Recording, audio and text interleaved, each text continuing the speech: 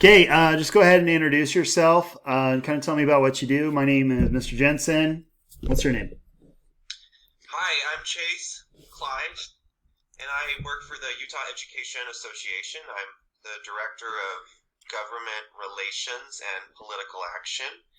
Um, at our organization, there's kind of three lobbyists. There's me, and then we have two others. So that's kind of...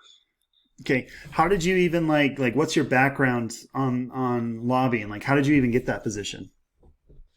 Yeah, for sure. So, I, believe it or not, 12 years ago was a senior in high school as well. Okay. So, hello, seniors. I graduated from high school and I went to the University of Utah, and I started taking some political science classes that I thought were really interesting. And then I got a job my freshman year. My first job was working for the Utah Democratic Party, being a canvasser. It was just like literally I saw the ad and it was a gig, so I took it. It's when you go door to door and talk to people about candidates. And basically I stuck and kind of got into that kind of campaign political world in college, and I got my degree in political science and just kind of found a niche for campaigns and did a lot of campaigns. And in 2012 I worked on Congressman Matheson's reelection, and when we won that one by 768 votes, it was crazy. And then Jim hired me to work in his congressional office here in Utah. So I did constituent services. That's where you go out and represent the congressman to different groups, and you help little old ladies if they're not getting their social security checks, or veterans that are having issues with veteran agencies, whatever. I did that for 2 years, and then Jim gave us a heads up and said he wasn't going to run again, which is a little freaky when it's your job. Yeah, and yeah, you're not going to have a job in a year. yeah. So I applied for the UEA had an opening for their government relations, and I applied and I got interviewed and they hired me. It just kind of worked out, but it was really interesting. Okay, so what is like your day-to-day operations look like as like a lobbyist? So what's interesting about being a lobbyist is no day is ever the same, which I like because I like that variety. That's kind of my personality. But there's kind of what's unique about Utah is our legislative session is 45 calendar days. And I will tell you that from when the gavel goes and we're in session to the end, I mean, it's kind of like a sprint. It's really unique in that way. So during the 45-day session, I mean, we're at the Capitol. My team, there's two other lobbyists. We meet at 7 a.m. in the kind of mediocre cafeteria. Yeah, yeah. Next to the Capitol, and have a meeting, and then usually committee meetings start around 8. So we're in meetings, and you go to those meetings, you pay attention, try to be informed, and then really the rest of your day during the session is trying to have conversations with legislators, obviously, and then collaborate and work together with other stakeholders. So what's nice is legislators in Utah are very accessible. We're in strange times, and the last 2 weeks of the session, there was sort of a ban on face-to-face Yeah. contact. Yeah. So that was kind of odd, but Yeah. we made it work. Okay. Yeah. Okay. So what specifically, what interest groups do you represent? Is it just UEA, or do you represent other interest groups? I think that's a really good question, and the way I'll answer it is, so I work for UEA, the Utah Education Association. So we are the Teachers Association, or the Teachers Union, whatever you want to call it. We have around 20,000 members that we represent that are dues-paying members. So I work for those members. So I am in-house. So I work for UEA. I get my paycheck from UEA. Duties as assigned. Sometimes I'm doing other stuff besides lobbying. But my main gig is lobbying. But there are other lobbyists that it's kind of like lawyers, where maybe you work for this company. You're that lawyer. You're that company's lawyer. Like I'm UEA's lobbyist. Okay. But there's other like lawyers where you just have clients. You work for whoever hires you. So there are a lot of contract lobbyists out there that will more or less, as long as there's not a conflict between clients, conflict of interest, will work for anyone that's, okay, writes them a check. And I don't mean to disparage those types of lobbyists. I anticipate at some point in my career I will be one of those. Yeah. I think there's happy where I am. Yeah, I think there's like this negative association with lobbying that it's almost like a negative thing. And I try to, always get out to students in that lobbying is actually a really good thing because not a lot of people are informed voters. And even a lot of congressmen, they don't have legal degrees to where they understand every bill that, that they're voting on. And that's kind of what they use lobbyists to kind of help them stay informed.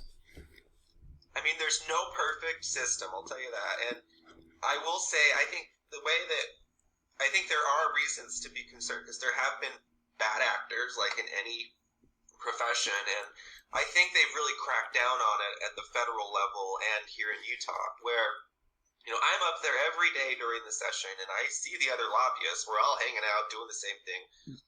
Yeah, and we talk and we communicate, and like any type of social structure. As lobbyists, we all know who the ones are that have bad reputations and the ones that have good reputations. Yeah. And I have found the ones with bad reputations are not listened to. I mean, we really are conveyors of information, and I do everything in my power to make sure the information I convey is accurate and up to date. So that gives me faith in the process because legislators, they don't want to take information from somebody that's sketchy or is giving them inaccurate information. So that I agree 100%. Being an optimist. Yeah, I agree. How has the current national emergency kind of affected your work as a lobbyist? Wow. Well, first of all, I want to give you a shout out and all the educators that I work for. Basically, the State Office of Education just said, hey, can you guys figure out how to teach all your kids remotely by Monday? Yeah. Which, I mean, A, was the right thing to do. It was necessary. But B, that's insane. Yeah. So thank you to all the teachers, and you guys are the ones that we represent, and students too. I mean, I know it's kind of a strange time, but so this week, it was actually the day of the earthquake, by the way, that happened too.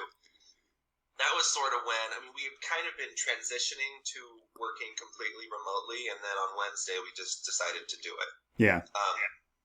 So I'm here at my house, nothing too exciting, and I promise when I'm up at the Capitol lobbying, I present myself a little better. I think I'm the same way. I've got the hat on and in my sweats kind of thing. But you look great. I promise. I clean up nice. The thing is that in my world, politics, I will share a few things with you guys that on Wednesday, we had planned to have all of the gubernatorial candidates come to our building for a town hall with all of our members invited, so we would have had people in person. We were going to do a telephone town hall as well, and Facebook Live and all of that. That's one example of something we canceled in my world. Yeah.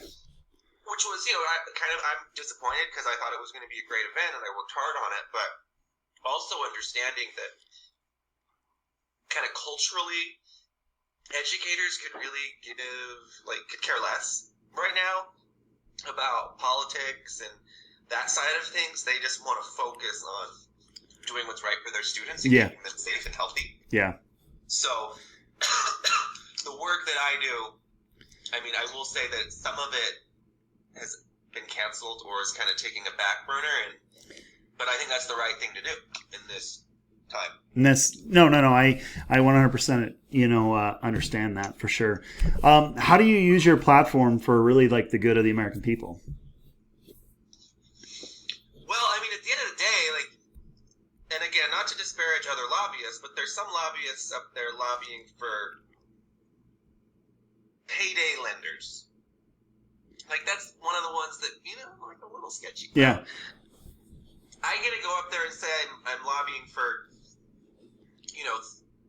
20,000 teachers and I think it's 646,000 students in the state. Yeah. So, I mean, that makes me feel good inside, and it also gives you a little bit of street cred. But ultimately, I mean, the legislature works really hard to try and get funds to schools, but the thing is that we are not adequately funding public schools in Utah. That's just the fact. Yeah.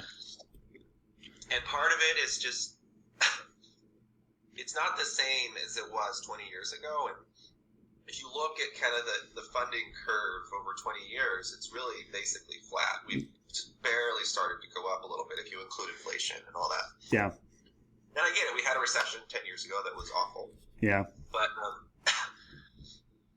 I just want to make sure every kid, be it in kindergarten or senior year, like you guys, gets an adequate public education. Cool. I like that. That's a great answer for sure. All right. Well, thank you so much, Chase, for just like taking this time with me to really kind of talk about like what you do as a lobbyist. I'm sure my students are going to kind of love just hearing from you. Thank you so much. I appreciate it. Well, thank you, and students, good luck with college applications and all that. And when you go to college, do internships. That's where you'll figure out what you want to do. I did a lot of those. Yeah. So. Awesome. All right. Well, thank you so much, Chase. Hey, thank you. Go Harriman.